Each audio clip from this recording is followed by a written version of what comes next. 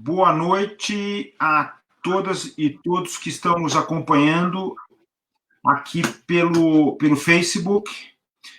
Nós vamos começar hoje mais uma conversa da Academia Paulista de Direito, uma conversa extremamente interessante e importante hoje, porque nós vamos receber um convidado muito especial. O ministro Paulo Vanuc foi ministro-chefe da Secretaria de Direitos Humanos durante a gestão do presidente Luiz Inácio Lula da Silva. E, a seguir, ele foi nomeado para a Comissão Interamericana de Direitos Humanos. Portanto, ele fez parte dos direitos humanos, cuidando dessa questão aqui no Brasil, e, em seguida, no Sistema Interamericano de Direitos Humanos. Como todo mundo sabe, é importante saber isso, porque o Brasil está extremamente envolvido nesse sistema. O Sistema Interamericano é composto por duas instâncias. A primeira instância, aqui tem a função primordial de analisar todas as questões que são apresentadas relativas aos direitos humanos em toda a América, todas as Américas, é a Comissão de Direitos Humanos.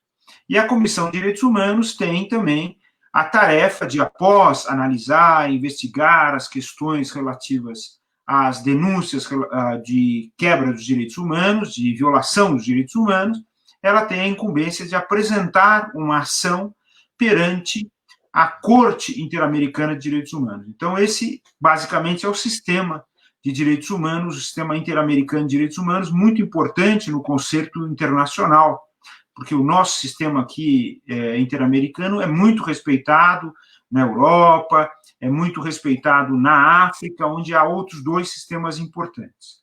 E hoje a gente tem aqui uma oportunidade de ouro de conversar com o Paulo Vanuc, que hoje está como presidente da TVT, que é uma rede de emissão muito importante, muito crítica. Então, nós vamos conversar um pouquinho sobre as atividades de Paulo Vanuc antes, e vamos conversar sobre o momento que nós estamos vivendo. O que está acontecendo com os direitos humanos aqui no Brasil e nas Américas, né, nesse momento de crise que todos nós estamos vivendo. Então, Paulo Vanuc, muito bem-vindo. É um prazer contar com a sua presença aqui conosco. Então, boa noite, Alfredo, uma honra esse convite, né? Termos nos encontrado, reencontrado depois de tanto tempo, e para mim uma alegria, como defensor de direitos humanos, estar numa atividade, né, de uma Academia Paulista de Direito, com um juiz desembargador, a importância dos operadores do direito, que haverá vários aqui na sala virtual, de estarmos juntos, discutindo e, sobretudo, articulando ações para proteger os direitos humanos tão atacados neste momento. Paulo, você esteve muito tempo à frente dessa Secretaria de Direitos Humanos, quer dizer, esse Ministério de Direitos Humanos, na verdade, porque o status é de ministério, não é? Essa luta pelos direitos humanos, ela começa lá atrás, do ponto de vista do governo federal, com a gestão do Fernando Henrique Cardoso, quando o José Gregori, que também fez parte da Comissão de Justiça e Paz, e hoje faz parte da Comissão Arnes, né, ele iniciou esse trabalho nessa secretaria.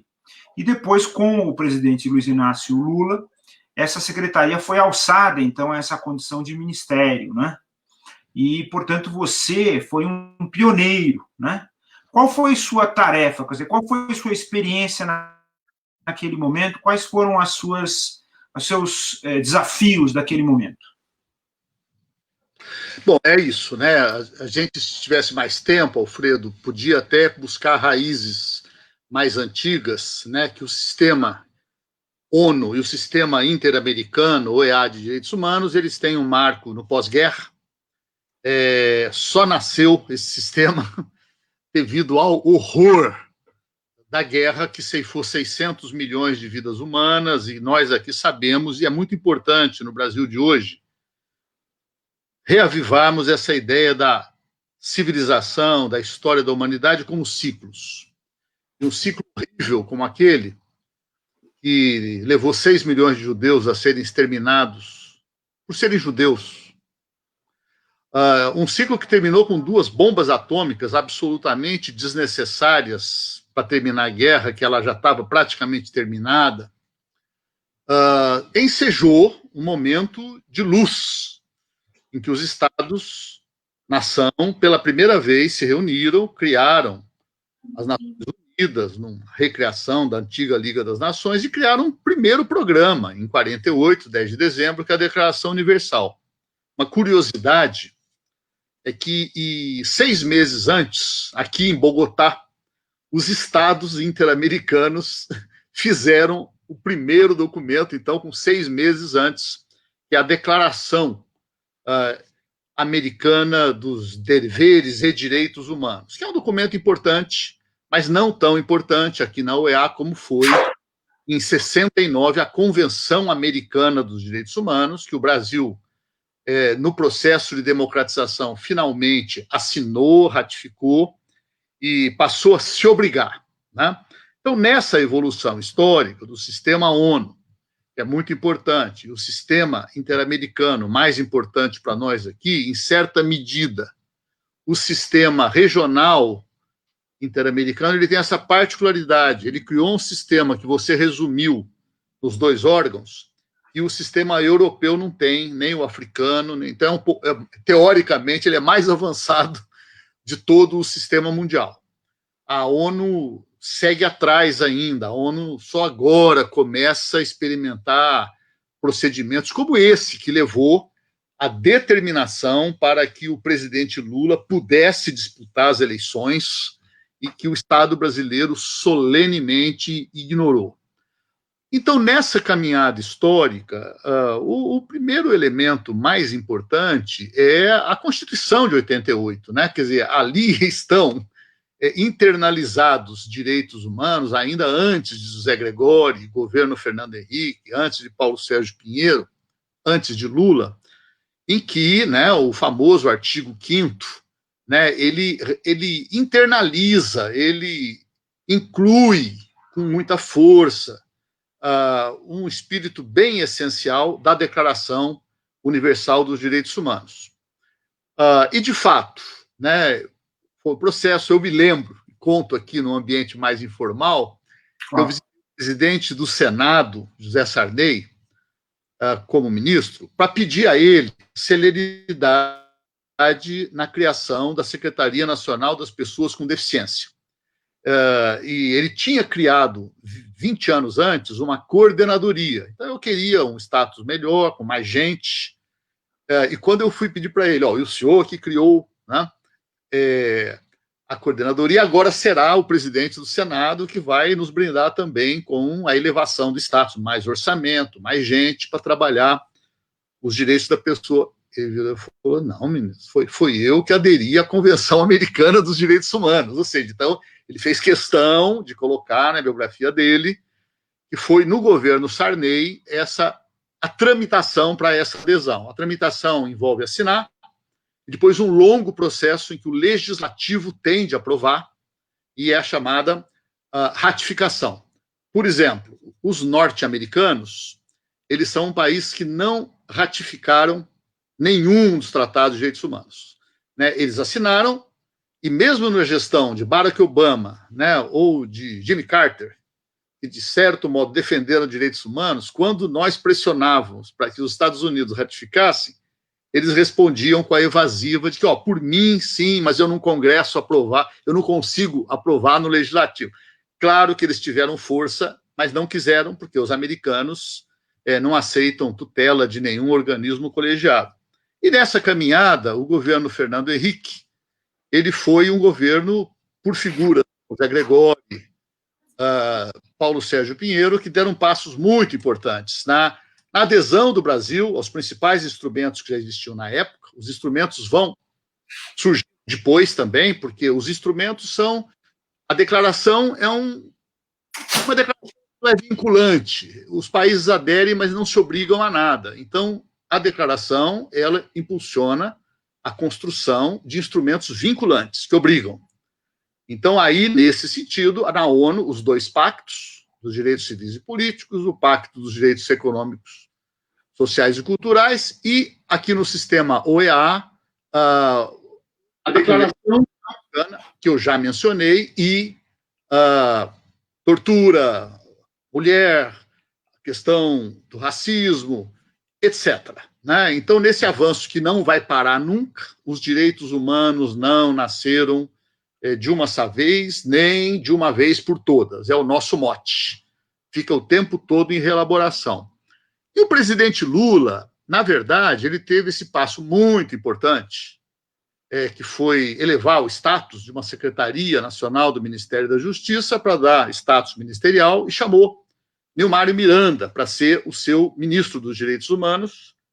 E eu me lembro, eu era assessor do Lula desde 1980, que na reunião, véspera de Natal, em que apresentou o último grupo de ministros que ele tinha escolhido no hotel no Ibirapuera, numa roda aberta para a imprensa, em pé, o Nilmário, ao falar, ele disse que na área de direitos humanos, o governo cuidará de dar continuidade às políticas, ou seja, o contrário das outras áreas em que geralmente se dizia que vamos fazer o contrário do que fez o neoliberalismo, o Fernando Henrique, etc. Tal. Por quê? Porque o Nilmário, ele era um figuraço do Legislativo que criou a Comissão de Direitos Humanos da Câmara dos Deputados, que hoje é um instrumento muito importante lá de contenção dos arroubos fascistizantes, e porque, de fato, o governo Fernando Henrique, se ele teve condutas e opções que uma pessoa como eu condena em vários aspectos da economia, etc., tal, em direitos humanos, deu passos importantíssimos. E aí a fala do Nilmário. Eu fui para o governo em dezembro de 2005, e acabei ficando lá 5 anos e 8 dias.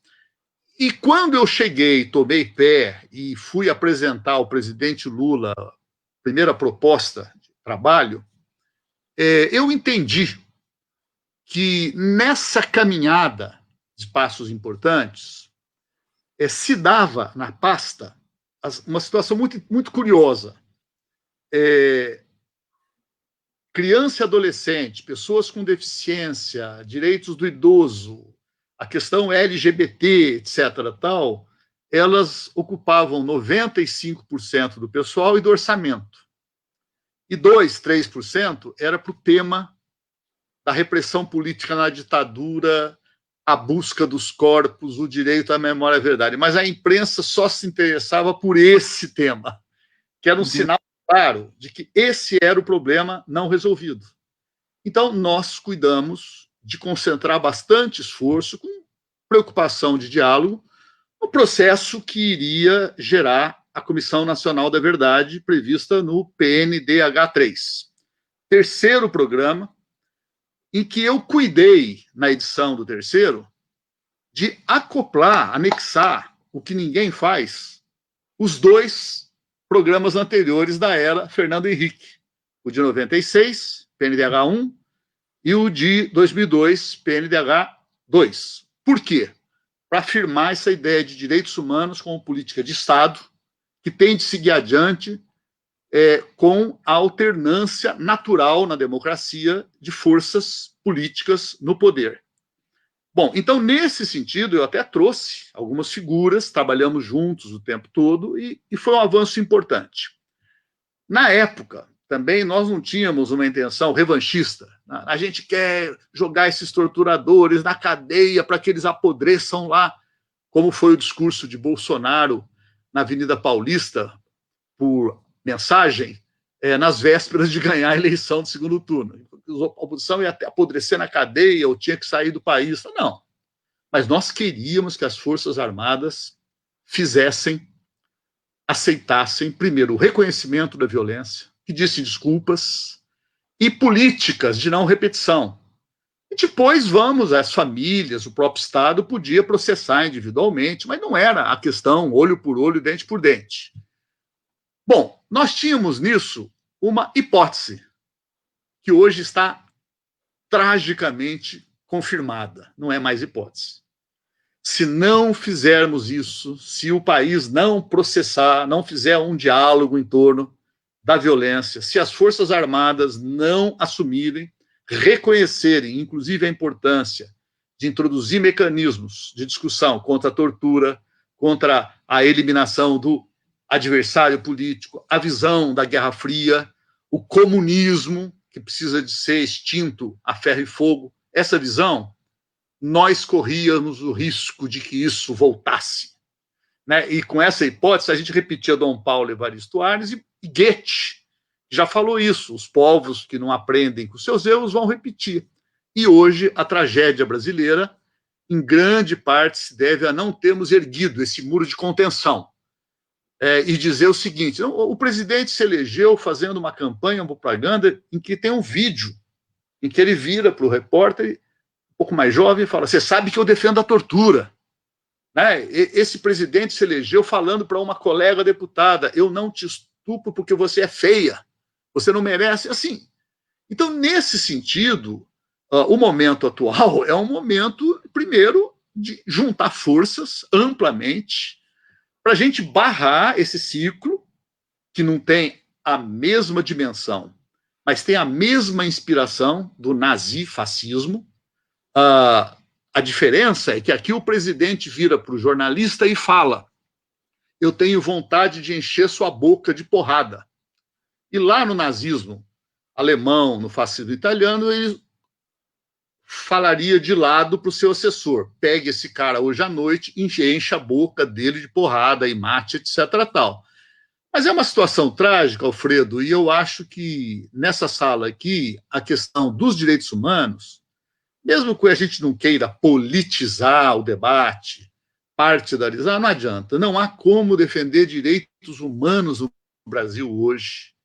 É com Bolsonaro seguindo o presidente da República, fingindo que ele virou paz e amor, e aí vem a síndrome do escorpião. Não adianta eu fingir, porque na hora que sou provocado, eu mostro quem eu sou, qual que é a minha verdadeira têmpera, e é isso, né? Quer dizer, e qual a pergunta? A pergunta é muito pertinente. Quer dizer, por que esses cheques caíram na sua conta, na conta da sua esposa, né? Então não é para o presidente perder a compostura, ele tem que dizer, não, esse dinheiro não caiu na conta, ou se ele caiu foi por causa disso, disso, disso. E está aí o Poder Judiciário para processar o que for cabível. Paulo, olha, interessante essa sua abordagem, quer dizer, você mostrou efetivamente que desde a Constituição de 88, nós tivemos crescentemente no Brasil a instalação de um Estado democrático de direito na busca de efetivação dos direitos humanos. Isso foi um crescendo, né? E que todos os presidentes, bem ou mal, a favor ou contra a Constituição, vinham seguindo esse script, que é o script constitucional. Quer dizer, a Constituição, inclusive, foi clara, você referiu isso. Lá no artigo 5º, no finalzinho, já em 88, ela dizia, olha, os tratados internacionais de direitos humanos de que o Brasil faz parte, eles constituem um acréscimo a esse rol de direitos que nós temos aqui no artigo 5º. Quer dizer, o que é assumido lá fora é cumprido aqui dentro com esse status constitucional, ou deveria ser cumprido com esse status constitucional. Mas, de repente, nós tivemos aí uma reversão, e você referiu essa reversão muito bem, sobretudo na gestão atual, né? O regime que eu tenho chamado de regime anticonstitucional, quer dizer, um regime que se põe absolutamente como adversário da Constituição, adversário das políticas públicas que a Constituição exige para conseguir a efetivação de direitos, adversário dos próprios direitos, né? E amigo, isso é uma coisa assim que é de espantar, né? Amigo da ditadura, amigo dos processos da ditadura, dos métodos da ditadura, faz elogios constantemente. E, portanto, um inimigo do povo brasileiro, porque o povo brasileiro votou a sua Constituição e a sua Constituição é antiditatorial, né? A Constituição, em vários momentos, ela condena o regime ditatorial quando ela afirma a democracia, afirma o valor da dignidade da pessoa humana. Isso é extremamente importante. Paulo, mas a minha pergunta é a seguinte, como é que você avalia o trabalho da Comissão da Verdade com relação ao que aconteceu depois, né? Como é que você vê isso? Por que esse trabalho foi ineficaz no sentido de impedir que nós tivéssemos sofrido essa reversão, digamos assim, jurídica e política? Essa é a pergunta das perguntas. E, evidentemente, vamos recordar que a Comissão da Verdade, ela entregou o seu relatório final com recomendações, 19 recomendações, que são o fundamento do que precisa de ser feito, incorpora o que eu acabei de dizer, que é o reconhecimento da responsabilidade do Estado, isso lá desde o Fernando Henrique se reconhecia. A apuração individualizada, o pedido de desculpas, a abertura de arquivos, sobretudo políticas de não repetição, né? Então, o que vai fazer a partir de agora no Exército, na Marinha, na Aeronáutica, nas polícias todas, para não deixar acontecer de novo, tá? E isso foi entregue no dia 10 de dezembro, homenagem ao aniversário da Declaração Universal, com a presidenta Dilma reeleita, né, já semanas antes, meses antes. E a verdade é que o processo eleitoral da presidenta Dilma já foi contestado no dia da apuração, o Aécio Neves saiu na frente, né? Então, se a gente fala em golpe, o proto-golpista é Aécio Neves, que apareceu em tantas manifestações com a camisa verde e amarela, e eu não suporto a corrupção, né? Tem vídeo gravado, discursado, e hoje nós sabemos, né, qual o envolvimento do Aécio Neves. E a Dilma, ela começou o segundo mandato, primeiro com as hesitações que existiram o tempo todo nos melhores governos perante esse tema. A ideia de que por que nós vamos mexer numa área, né, um governo como Lula, que veio da esquerda, que veio com um projeto socialista do partido, o líder grevista, que foi preso e processado pela Lei de Segurança Nacional, ele se colocava a questão, por que eu vou criar um problema com uma área tão difícil? Alfredo, eu ouvi isso como comissionado na Comissão Interamericana de um país que eu fui relator pelos meus 4 anos de mandato, que foi a Bolívia, com amigo presidente Evo Morales, amigo vice-presidente Garcia Linera, ministro da Justiça,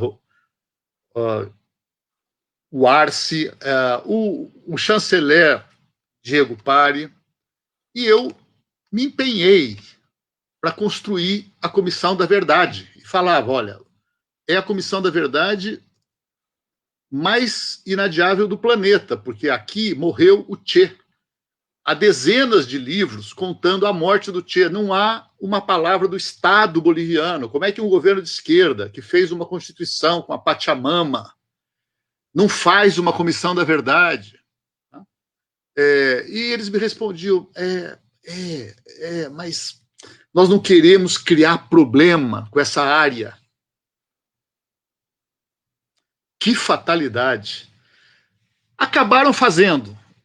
Criar nos últimos 6 meses do meu mandato, nasceu uma Comissão da Verdade. Eu aproveitei e fui visitar essa comissão ali na data de 50 anos da morte do Che. Então havia uma solenidade lá no local onde o Che foi morto, e eu estive lá para me reunir com essa Comissão da Verdade, trocar experiências e tal.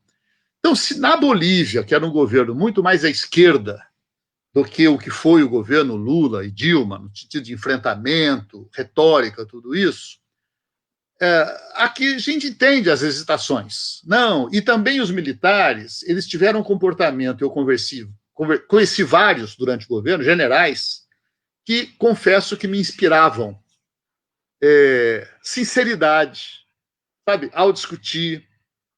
Agora, havia o problema não resolvido, que é o problema, Alfredo, do que é recalcado, né? E aí a psicanálise, ela explica o que é isso, né? O que é recalcado não está resolvido, e ele um dia volta, e ele volta da pior forma. Ele volta, não é só com as bobagens e as agressões diárias do presidente Bolsonaro, ele volta naquela senadora candidata a vice-presidente com Geraldo Alckmin, que no dia que o Lula leva um tiro no ônibus, ela vai para o rádio, ela é radialista e diz, não, tem que descer o reio neles. Ou seja, então aí é preciso, especialmente no âmbito de uma academia paulista de direito, a gente entender que tem essas limitações por conta de hesitações, de equívocos, de erros, incompletudes, que passam também pelos poderes. Porque eu quero contar também um outro caso, que eu assumi o meu mandato na UEA, em janeiro me chamam no telefone, era o prefeito de Bogotá, Gustavo Petro, um ex-guerrilheiro, foi para o processo eleitoral, ganhou e fez um governo tipo Luiz Erundina, tipo os governos de esquerda. Então, pegou a empresa de lixo, que era toda privatizada, e fez umas ações, tal. O sistema empresarial e jurídico se volta contra ele. E ele estava sendo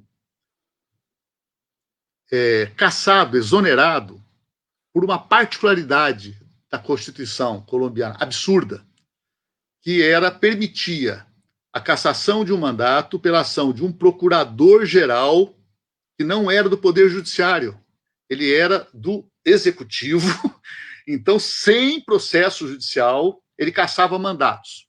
Um amigo que foi constituinte, ele me contou que não, é porque na época da Constituição da Colômbia, o Pablo Escobar tinha 30 deputados. Então, nós tivemos que criar essa figura que fosse capaz de caçar mandato por fora do processo judicial, coisa assim. Bom, e nós na UEA acabamos apoiando uma medida cautelar que protegeu e defendeu. Mas na minha discussão interna com meus 6 colegas na comissão, eu falava que tinha que fazer a cautelar antes, e eles falaram não. Vamos aguardar ele ser afastado. Eu falei, mas se ele for afastado, ele não volta mais. Porque era a minha visão de Brasil. E me surpreendi quando ele foi afastado. No mesmo dia anunciamos a cautelar, e 3 dias depois a Suprema Corte da Colômbia determinou o retorno dele ao cargo para acatar a decisão da Comissão Interamericana de Direitos Humanos. Alfredo, no Brasil não seria assim. Os melhores juízes da Suprema Corte no Brasil, por quê, né, Alfredo? Da Academia Paulista de Direito. Porque na formação do operador de justiça, ele tem um baita currículo de penal, civil, trabalhista, tributário. Direitos humanos é o quê? Matéria optativa. Então, o juiz, o procurador, o advogado, ele não entende o que você disse. Os tratados internacionais obrigam. Então, eles têm que ser internalizados, compatibilizados. E mesmo hoje no Supremo, a gente vê alguns juízes, o Fachin recentemente, o Celso de Mello de vez em quando, às vezes o Gilmar Mendes, Barroso, falando que, olha, a convenção obriga, etc. O Fachin acaba de falar que ele defendeu, foi voto vencido, que o Lula fosse candidato, né? Agora, na guerrilha do Araguaia, na hora que a Corte Interamericana dá uma palavra final, dizendo que a lei de anistia não pode impedir a responsabilização dos estupradores, assassinos, os que desapareceram com corpos, aí uma maioria contra 2, que foi Aires Brito e Lewandowski, desconsidera essa ideia. Então, no Brasil, o direito não resolveu ainda se ele aceita ou não. E aí vem um ministro do Supremo que faz um discurso soberanista. Não, o Brasil não pode se submeter a tratados internacionais, porque a nossa nação está... Isso você sabe mais do que eu, que tem um eco enorme. É verdade, nós não podemos nos submeter a uma declaração que foi feita em Genebra, em Paris, né, ou em Bogotá, ou em Washington. Né? Então, essa caminhada é uma caminhada difícil. E a pergunta sua de por que nós não avançamos é também porque, claro, vamos supor, a Dilma pode ter hesitado e podia ter interesse em mais tarde começar a implantar aquelas decisões, mas aí veio todo o processo no segundo ano de mandato dela, mobilizações de rua, que foram sendo canalizadas para virar o golpe de 2016 e toda a pavimentação, incluindo Rede Globo e Sérgio Moro, para que terminasse eleito Bolsonaro. E a Globo hoje parece que não tem nenhuma responsabilidade por isso, ainda bem que ela se afasta e faz um bom jornalismo diariamente, cobrando, etc. tal, mas não custaria também fazer algum editorial reconhecendo, né, o profundo equívoco de ter deixado aquele linchamento, né, aquela lawfare, aquele processo todo de, né, concentrar a corrupção. Ela tem uma essência que chama PT, que chama Lula, eles são chefes, etc. tal, para permitir esse desastre terrível que o Estado Democrático de Direito brasileiro enfrenta hoje, e eu gosto dessa sua formulação, que eu não conhecia. E ao Brasil de uma ditadura também você não tem elementos técnicos para isso. Nós estamos aqui fazendo esse tipo de conversa que na ditadura de 64 nós não faríamos, pelo menos naquele período pós-ato 5, né? Então, agora, não se pode dizer que esteja vigente no Brasil um Estado democrático de direito, porque uma série de pressupostos básicos desse Estado democrático de direito não são mais vigentes. Quer dizer, isso é muito interessante a sua análise, Paulo, porque ela acaba atingindo, digamos assim, um aspecto que eu acho que é fundamental, que é o aspecto cultural, né? Quer dizer, você tem normas que são importantes, você tem uma construção desde o fim da Segunda Guerra Mundial, da ordem internacional dos direitos humanos, você tem uma mudança de qualidade, um salto de qualidade quando termina a ditadura militar em 85, 86, né? Aí vem a Constituinte de 87, que foi uma luta importante, que foi levada por vários juristas, inclusive, não é? O Raimundo Fauro, o professor Dalmo Dallari, o próprio Luiz Gregori, o professor Fábio Comparato, enfim, houve uma participação assim muito forte dos juristas, o Goffredo da Silva Telles, com a Carta aos Brasileiros, e, de repente, digamos assim, nós nos deparamos com uma realidade que é uma realidade um pouco adversa, exatamente por causa dessa cultura, né? Quer dizer, ela tem a ver com a educação jurídica, quer dizer, o ensino jurídico brasileiro. Nós sabemos que o Brasil tem mais faculdades de direito do que todos os outros países do mundo somados, né? Sabemos que nós temos um número expressivo de bacharéis em direito, que alcança aproximadamente a cifra de 2 milhões. O que não seria ruim, digamos assim, porque, enfim, nós sabemos que há várias áreas carentes de profissionais de direito, né? Por exemplo, a proteção dos indígenas, a proteção dos direitos relativos a questões raciais, né? Os preconceitos, a questão de gêneros, como você referiu também. Quer dizer, tudo isso demanda, digamos assim, do profissional do direito, do jurista, né, um compromisso, né, um compromisso com essa ordem jurídica importante. Mas aí a gente se depara com esse, digamos assim, essa permanência de uma cultura que é anti-direitos humanos. E você criticou, digamos assim, primeiro o Supremo Tribunal Federal, porque não assume, de fato, essa ordem constitucional que diz, olha, o que é fixado em tratados internacionais é tão importante quanto os direitos estabelecidos na Constituição, quer dizer, portanto, os direitos dos tratados têm status constitucional, né? O Supremo não entende assim, ainda não entende assim, e você fala também de um complexo de questões que não são apenas brasileiras, né? Você falou, por exemplo, da questão do que aconteceu na Bolívia, que havia lá uma normazinha que permitia que uma pessoa sem mandato, sem legitimidade, sem eleição, sem controle, portanto, democrático, viesse a cassar o mandato de uma pessoa que foi eleita e assim por diante. Colômbia, desculpe. Desculpe. E você vê que, portanto, isso é uma questão, digamos assim, que faz parte de uma tradição, né, que a gente pode chamar até de uma tradição, de certa forma, colonial, né, quer dizer, a permanência de um pensamento colonial e não de um pensamento independente, um pensamento que se afirma, né, como um pensamento democrático. Agora, você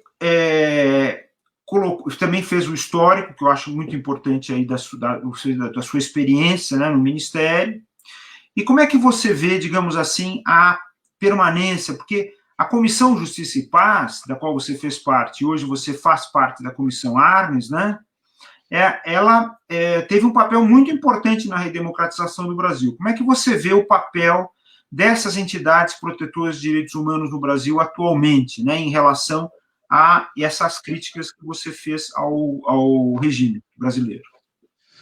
Só um detalhe, Alfredo, eu não fui membro da Comissão de Justiça e Paz, eu participei perto dela, eu trabalhei com Dom Paulo no projeto Brasil Nunca Mais, né, que me deu credenciais para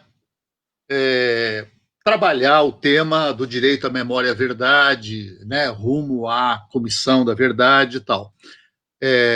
E, claro, tem grandes amigos que foram da Comissão Justiça e Paz. Eu também trabalhava muito perto de uma outra comissão que é menos conhecida, mas que existia também lá na Cúria, na época, que era a Comissão Arquidiocesana de Direitos Humanos. E eles até brincavam entre si de Câmara Alta e Câmara Baixa, porque a Comissão Justiça e Paz seria a dos lordes e a outra seria ali a dos padres, né, que estão lá diretamente, do padre Luiz Giuliani, seria do padre Jaime, do Luiz Eduardo Greenhalgh, etc. Mas as duas se complementavam muito bem e eram as duas lideradas pelo Dom Paulo Evaristo Arnes. Hoje, também a minha experiência, e eu não posso perder a chance de fazer um pouco de propaganda aqui, da atual Comissão Arnes. Ótimo, ótimo. Essa Comissão Arnes, ela é resultado de conversas e, digamos, o encontro de 2 ou 3 conversas diferentes, mas no meu caso, uma conversa muito com Paulo Sérgio Pinheiro, principalmente, também Luiz Felipe Alencastro, depois André Singer.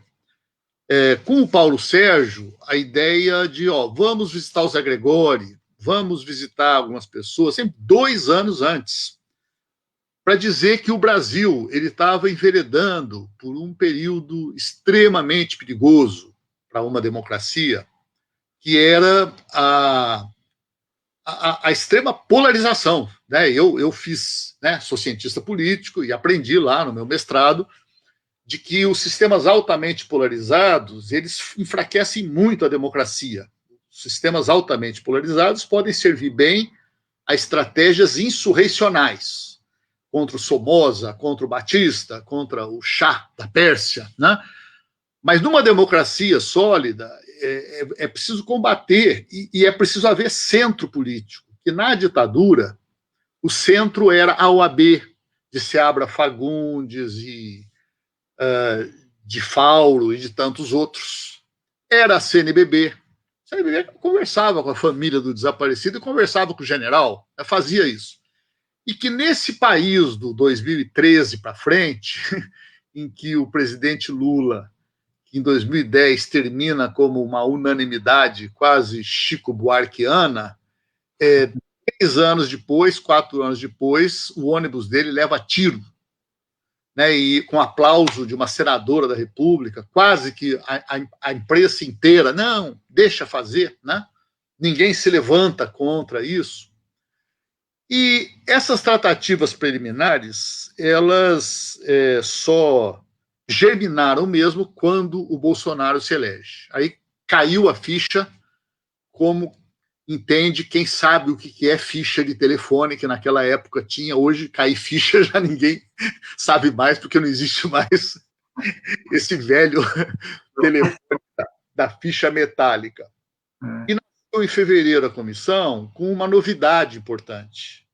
Um grupo de pessoas que tinha participado de governos diferentes até opostos lançava um sinal, na defesa dos direitos humanos precisa juntar. Eu mesmo, no dia do lançamento, na faculdade, na gloriosa faculdade, quando se sente bater no peito heróica pancada, no Largo de São Francisco e tal, lembro que encheu de gente e quando eu saí ali para o Itamaraty para comer, não sei o que, alguns amigos meus, petistas, mas você está no meio de um ninho de tucano, né? Você está no seu... Calma, isso aqui não é ninho de tucano, isso aqui é uma estrutura necessária, juntar diferentes origens, visões de direitos humanos, porque o cenário brasileiro exige isso. Né? Então, nesse sentido, então, a experiência é muito boa, porque a comissão ela não tem estrutura, ela faz coisas assim até hoje mesmo. Né? Acabei de fazer uma reunião, nós temos uma reunião semanal, hoje foi uma extraordinária, às vezes a gente passa fim de semana reunido, com algumas pessoas que têm mais de 90 anos de idade, então já é um pouco da história do Brasil, Margarida Genevá, o Zé Gregóri, que você falou, o Fábio Comparato, Dalmo Dallari, Paulo Sérgio Pinheiro, etc. Tal. Pessoal um pouco mais jovem do que eu também, muita gente. E a gente tenta fazer o seguinte, olha, das 10 graves violações de direitos humanos que chegam ao nosso conhecimento a cada dia, deve ocorrer 100 graves violações, 500, ninguém sabe. Nós temos que escolher 1, 2, 3 para fazer um evento, né, que é uma denúncia, uma resposta. Então, eu, pessoalmente, nós temos uma divisão de relatoria. Semana passada, eu fiquei muito concentrado no tema do despejo em Minas Gerais. Porque o despejo lá, né, para quem não situou bem esse noticiário, é uma cidade pequena, ali na beira da represa de Furnas, do lado mineiro, divisa com São Paulo, região de Franca, e a cidade polo é Alfenas. Ali naquela região, em 93, uma usina de açúcar faliu, a Ariadnópolis. E essa usina de açúcar, ela deixou 2.000 trabalhadores desempregados, sem 3 ou 4 meses de salário, que antes de terminar ela não pagou os salários. E essas pessoas foram ficando ali esperando notícia, se vai pagar, não vão pagar, trabalhadores rurais, opa, peraí, vamos plantar. Planta milho, começa a ter uma criação, para as crianças não morrerem.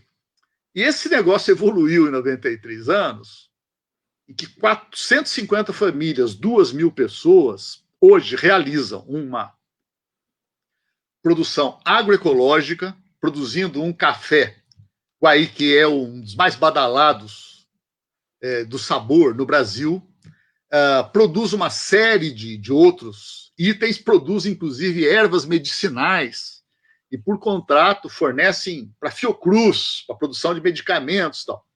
Estavam trabalhando na pandemia, todos, com distância social, com máscara, construíram uma escola em convênio com a Secretaria de Educação do Estado de Minas Gerais, governo Fernando Pimentel, uma escola chamada Eduardo Galeano.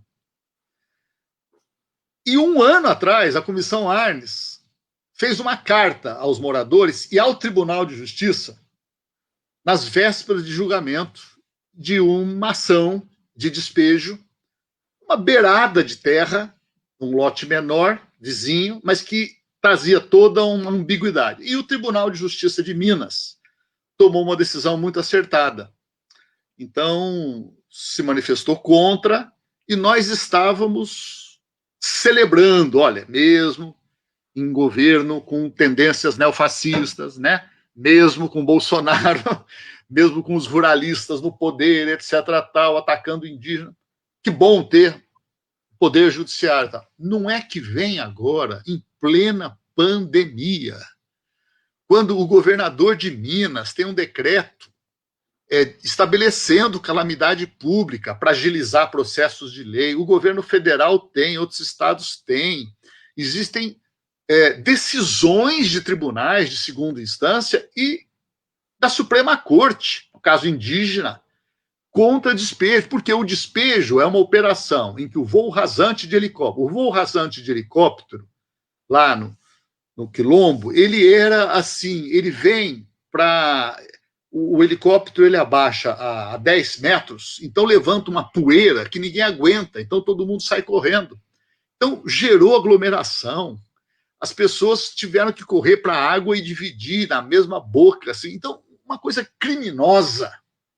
Né? E mesmo a imprensa, nesse caso, não denunciou, ela está fazendo bons trabalhos na questão indígena, das queimadas, mas numa questão que envolvia. E mais, é um arranjo da massa falida com um grande produtor de café que tem numa das famílias um líder bolsonarista municipal, candidato a prefeito. Então, nesse sentido, foi um episódio que muita gente nem ficou sabendo. A Comissão Arnes, ela se junta, coloca a força dos seus 22 fundadores, gente de 90 anos, gente de 50 anos, com diferentes trajetórias, condenando e mandando uma carta condenando, denunciando e pedindo que não se repitam mais isso, que a decisão do ministro Fachin na questão das terras indígenas, por analogia, tem que ser interpretada também.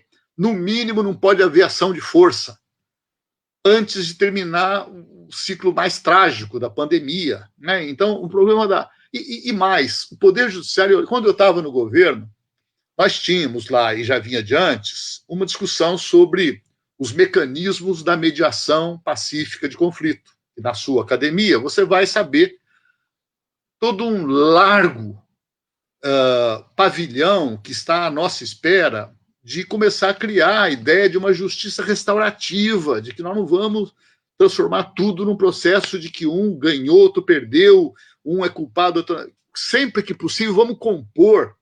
E nessa busca, naquela época, o STJ criou uma força-tarefa e fez importantes experiências, viajou para Tocantins para fazer essa mediação. Isso gerou um arrazoado que está positivado hoje. Não utilização de cachorro, não utilização de voos rasantes, não utilização de armas letais, visitar antes o local para ver crianças, idosos, pessoas com enfermidade, dialogar com quem vai ser despejado até o último limite. Então, com tudo isso, você, em plena pandemia, o governador Romeu Zema, o tribunal que um ano atrás decidiu sabiamente, agora, e era para 50 hectares de uma terra de 2.000 hectares. Então, assim, evidentemente, podia esperar perfeitamente mais 6 meses, mais um ano, porque tudo estava andando, as pessoas estavam lá, e nosso texto dizia: quando há um aparente conflito entre direitos, o direito de propriedade e o direito à vida, né, é preciso que o julgador julgue lembrando da Constituição, que defende o direito de propriedade, e imediatamente vincula com a sua função social, né, de que o direito à vida não é menor do que o direito de propriedade, e que era perfeitamente possível trabalhar. O governador Fernando Pimentel chegou a fazer um processo de desapropriação da terra para consolidar, mas houve uma ação do Ministério Público, com alguma base legal, de que as ações de reforma agrária são atribuição exclusiva da União, então os estados não podem fazer, a Constituição não permite e tal, né? Então, a busca de uma solução humana foi impedida. E vamos agora ficar vigilantes para não deixar a operação ser retomada contra as 2.000 famílias que permanecem. 10 famílias foram retiradas. A decisão do movimento é de reerguer a escola, vai reerguer agora em outra área, mas a luta continua. Quer dizer, afetou a escola, inclusive. E também com ilegalidade, né? Por quê? Porque quem é que derrubou essa escola? Tratores de fazendeiros, né? Trator de fazendeiro, né? É um ator privado, não é o poder do Estado, não pode fazer isso, né? A menos que eu fizer uma ordem judicial para fazer, tá? Então entra nesse lusco-fusco aí que as pessoas aproveitam, e nós tememos que houvesse um desalojamento. Já que estamos aqui, tinha 250 policiais, vamos tirar todo mundo, etc. Tal. E aí teríamos o terceiro Eldorado de Carajás, Corumbiara, porque morreriam dezenas de pessoas, as pessoas não iam sair dali. Então, há 23 anos. Há 23 anos. A gente que era bebê lá e hoje tem 23 anos, não vai aceitar essa solução. Interessante. Quer dizer, essa sua análise, que eu acho muito importante, ela traz um depoimento, um testemunho, né, digamos, de uma realidade brasileira que não chega aos ouvidos de todos, né? Quer dizer, ninguém está enxergando essa realidade brasileira, que é a persistência dessas situações, que são situações que ficam no limite do lícito, né, da legalidade, né, do limite do constitucional, né?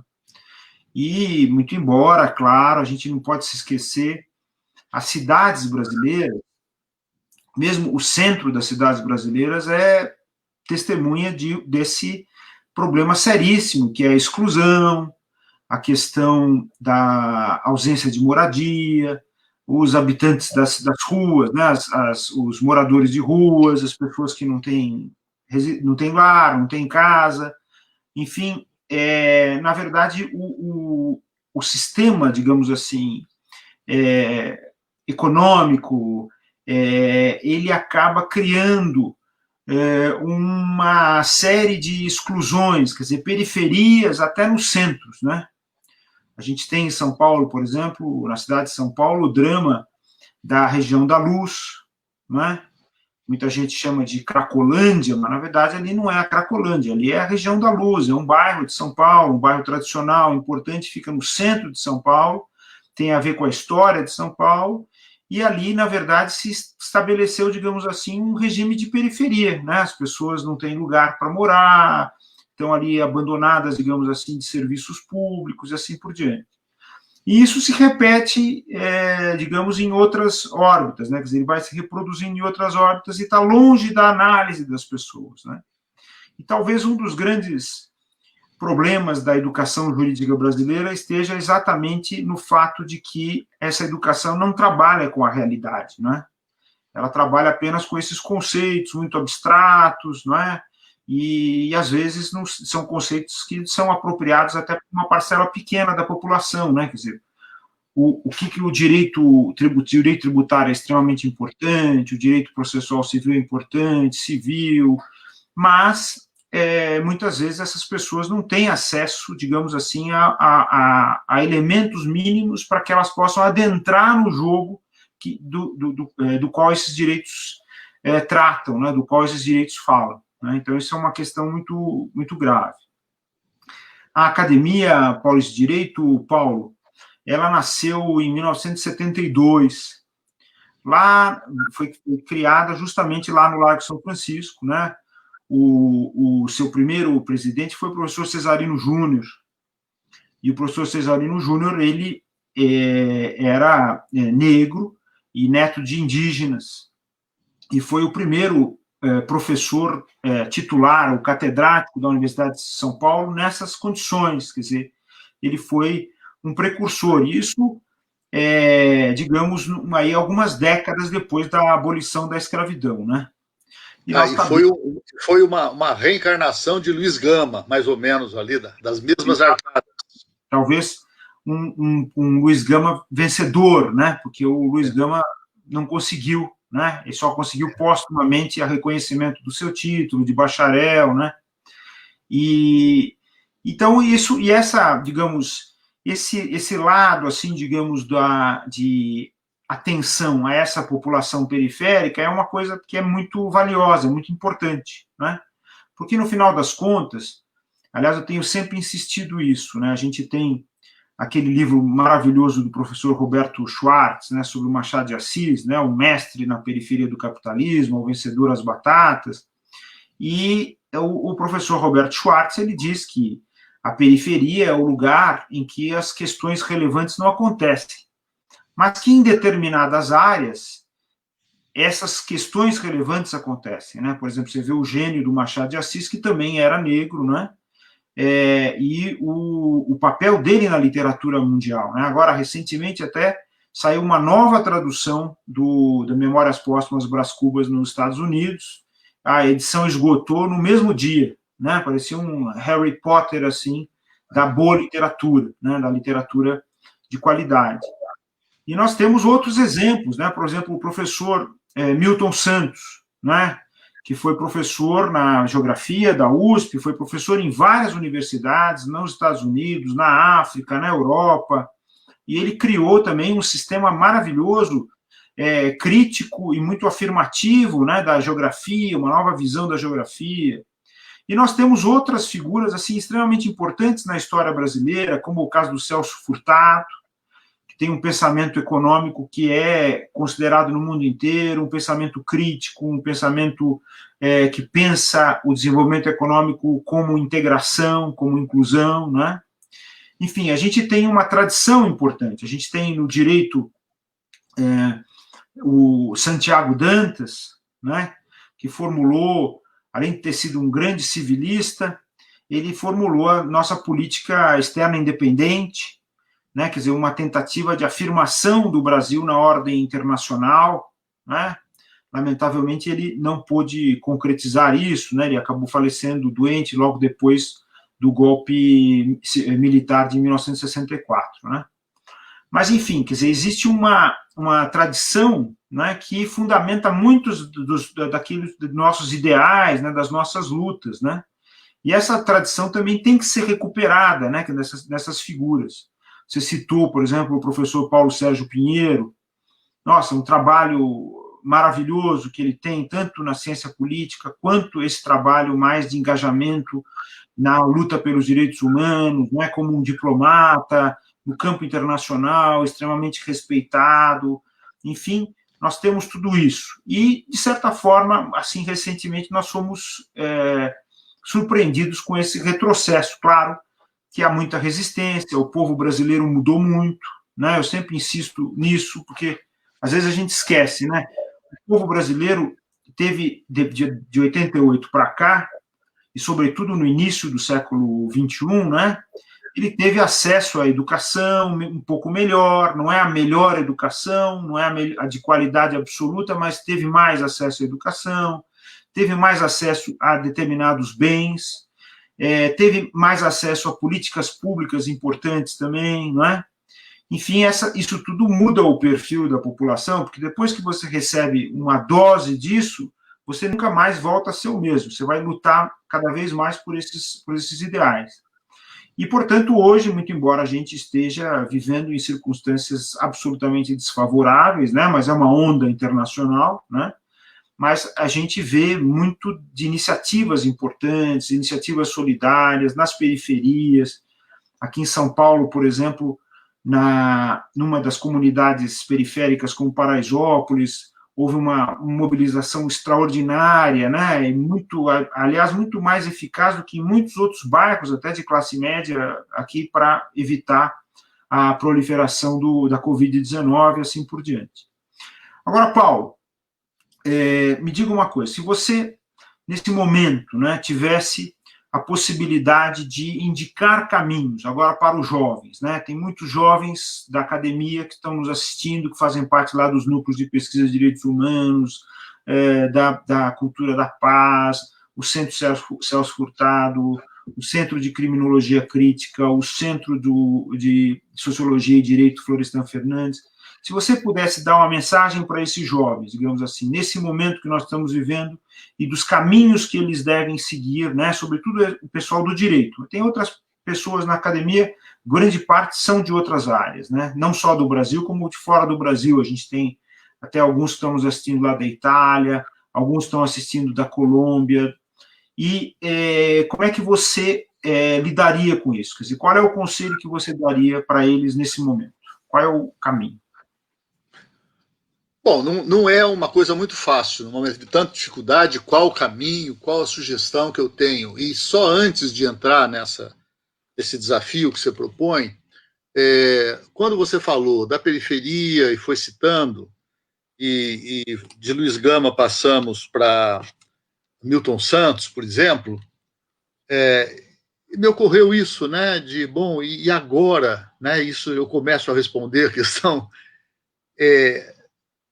o Gofredo, né, o Luiz Gama, eles são hoje essa figura, mas durante muito tempo eles foram figuras menores, diluídas num contexto, e essas pessoas estão aí. Eu quando vejo uma fala de Silvio Luiz de Almeida, quando eu vejo de Janira Ribeiro, assim, eu tenho essa sensação de que, olha, está aí as figuras que estão se consolidando, que ainda estão no momento de maturação. Vocês, né, uma safra de juízes, de procuradores, de advogados, que são os Gofredo de hoje. Então, a primeira coisa que tem que dizer para o jovem é um pouco esse ciclo da história. Uma pessoa que tem 70 anos, é lembrar isso. Claro, a minha história mesmo é uma história de uma pessoa que começou a militar muito cedo. Eu já com 16 anos, no interior de São Paulo, era um cara de esquerda, vim para São Paulo em 68 e fiz isso da minha vida inteira. Quando eu olho para trás, né, fica claro o seguinte: tivemos a oportunidade, porque eu tinha menos de 14 anos no golpe de abril de 64. Eu ia fazer 14 anos em maio. No dia do golpe, eu me tranquei lá no meu banheiro e chorei, porque eu já sabia que tinha uma questão chamada crianças que morrem de fome no Nordeste, por causa da seca e da falta de reforma agrária. Meu pai, quase padre, né, com uma educação cristã muito profunda, né, os pobres, e graças a Deus voltou a ter aí um papa com essa mesma preocupação depois de um longo inverno em que a igreja romana foi toda aí bandeada com uma coisa conservadora, anti-pobres, né? E vão lembrar uma figura como Pedro Casaldáliga também, que acaba de nos deixar com esse legado. Então, nessa história longa, quando eu olho para trás, assim, primeiro, propor para os jovens, assim, que no estudo que fazem e está ao alcance da literatura, dos filmes, da própria música, que o que está acontecendo no Brasil passa. Isso vai passar. Cartola, né? O sol há de brilhar mais uma vez. Não há noite tão longa que não alcance o dia, né?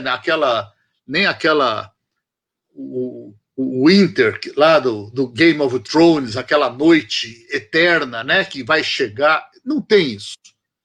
O ciclo é difícil e não vamos profetizar quanto tempo vai durar. E vai durar quanto tempo os diferentes atores envolvidos tenham disposição de se enfrentar.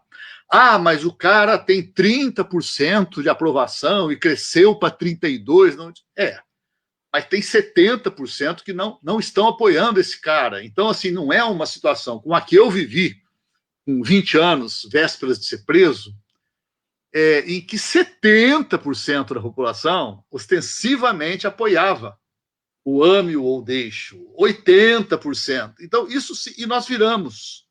Nós saímos daquilo, saímos por resultados e caminhos muito diferentes dos planos, do que a gente achava que ia ser essa vida. Especialmente para os jovens do direito, eu só atentaria para as características mais atuais dos velhos problemas brasileiros. E de uma delas, nós já acabamos de falar, que é a primeira vez que nós estamos nos dando conta de que os negros são maioria no Brasil. Né? Então, assim, isso eu tive o privilégio de conviver razoavelmente com Antônio Cândido nos últimos 10 anos da vida dele. E cada vez que eu visitava, né, saía de lá com uma bagagem de reflexões, notícias. E um dia eu conversei sobre o racismo nos livros de Monteiro Lobato. Ele fala: Paulo, não escapava nenhum de nós, todos nós. Eu agora acabo de ler, muito atrasado, o livro sobre o Marighella, do jornalista Mário Magalhães, uma obra monumental, demorou 9 anos para fazer, a mesma coisa. A questão do negro não existe na história da esquerda brasileira. O Partido Comunista cuidava de ter 2 ou 3, viravam personagens. Nos partidos de esquerda atuais, o PT nasce com uma grande novidade, tinha uma secretaria de combate ao racismo. É metade da população, e é a metade que é herdeira da escravidão e que se libertou numa abolição. Você mencionou nos nomes de centro, Florestan Fernandes, sem que o Estado brasileiro tenha feito qualquer transição Então, assim, a disposição de combate, a capacidade de ação desse segmento tem de ser captado por esse jovem. Então, quem puder e quiser planejar e puder, leve em conta, muito mais do que antes, a questão do negro. Até porque são os jovens negros que morrem todo final de semana na periferia da grande cidade com uma abordagem policial, né? Lá na Comissão Arnes, o nosso colega Zé Vicente, da Faculdade Zumbi dos Palmares, acaba de promover lá uma reunião com um grupo que quer falar com o governador, para discutir abertamente com ele, ó, estão aqui esses números, encontrando uma ou outra pessoa na polícia, que é sempre muito bom, né? Que estão ouvindo, que acham que tem que mudar o procedimento, que não pode continuar assim, né? As pesquisas começam a mostrar que há uma assustadora adesão dos policiais no Brasil inteiro ao Bolsonaro, vem no Bolsonaro, e o Bolsonaro sabe disso e dialoga com eles. Coisa muito perigosa. A questão racial e a questão da mulher, porque a mulher é a mesma coisa. Né? Quer dizer, nós ainda estamos à volta com a situação de que, pô, olha para a Casa Legislativa, né? Começa a ver como é que está isso. Então, numericamente, o número ainda é assustador. No Poder Judiciário já tem alguns avanços, a própria presidenta da JD, ela acaba de falar isso numa entrevista na TVT, falou, não, tem mulheres juízas, tem muitos, etc. tal, mas ainda com situações, ainda hoje conversando com o Maris, em torno da morte dessa criança de 13 anos no Amazonas, que dialoga com o problema do estupro da menina capixaba de 10 anos, que teve autorização judicial. Então, mais uma vez, aplausos para um judiciário que reconhece que qualquer que seja a convicção ética, religiosa das pessoas, que tem direito de todas a respeito do aborto, ninguém, eu gosto do aborto, eu quero aborto, viva. Não. É postas as condições dramáticas de uma pessoa que não pode ter, não quer ter, não vai ter. E o caso, a lei brasileira já permite, duplamente, ela permite em 3 casos, anencefalia, risco de vida, para parturiente e o estupro. Então, tinham 2 ali, a minha tinha 10 anos.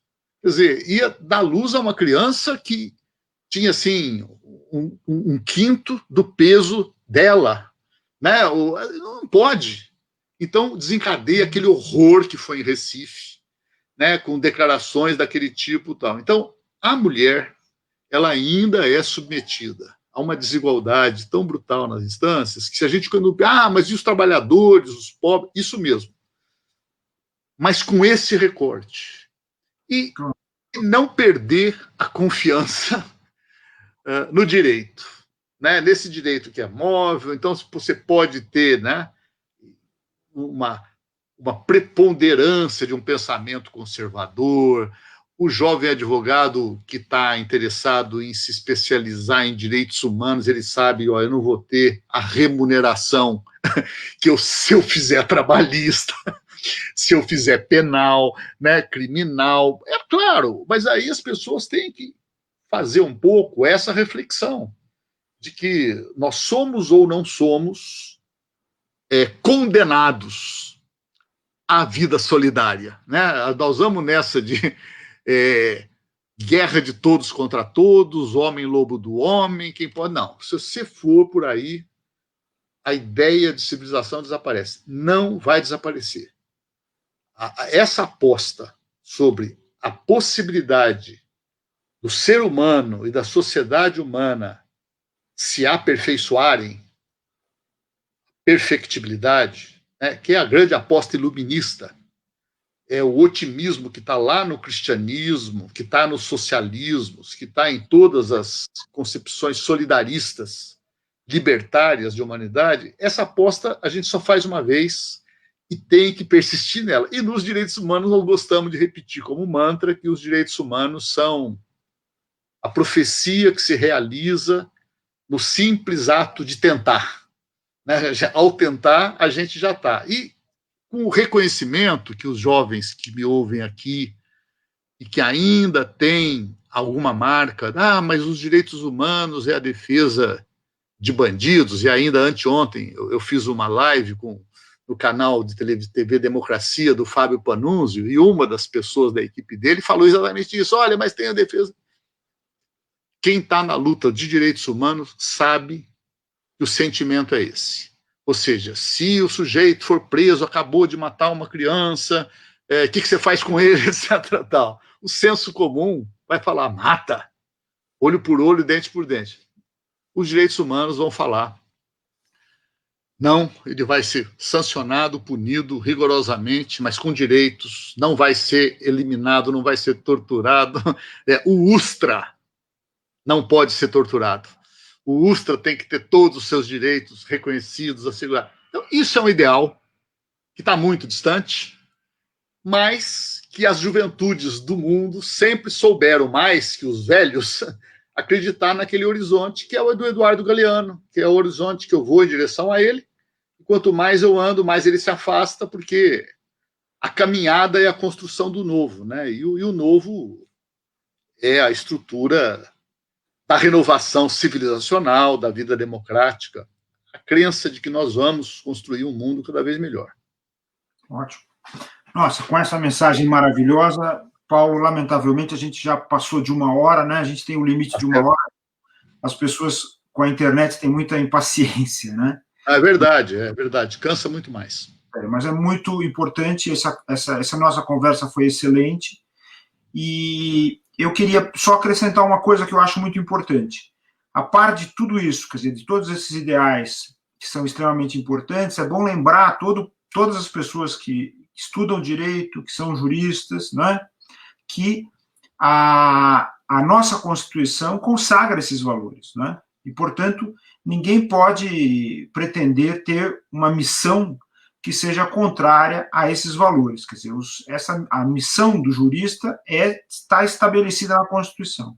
Eu até diria, até com um certo exagero, o seguinte: a religião de todo jurista está lá na Constituição. E ela fala da dignidade humana, fala da democracia, fala dos direitos humanos, com uma força, com uma energia, que tem a ver com essa construção civilizacional de que o direito participa e tem que participar cada vez mais. Então, eu queria agradecer muito, de novo, a sua presença, Paulo. A gente vai agradeço. Outras vezes. E a gente tem aí amigos tão legais aí em comum, como o Gil, que proporcionou esse nosso reencontro. Vamos agradecer a ele. O Renato Giannini, que logo vai... Giannini, grande ministro. E logo vai... Meu professor na USP. Que maravilha. Paulo, obrigado, então. Obrigado, e Alfredo, também vou precisar de você, viu? Volta e meia nós vamos te ligar para você entrar lá na nossa Rádio Brasil Atual, na TVT, nós precisamos muito. Nós temos um programa domingo à noite, ainda ontem entrou a Gisele Citadino, assim, com uma fala maravilhosa sobre todo o processo aí da arapongagem, sobre a abordagem de Dallagnol. Nós precisamos muito de ouvir pessoas que têm um pouco essa sua afinação, conhecimento e essa fala muito didática, né? Essa comunicação muito boa. Muito obrigado. Que legal. Não, eu que agradeço. Obrigado. Super prazer. Grande abraço.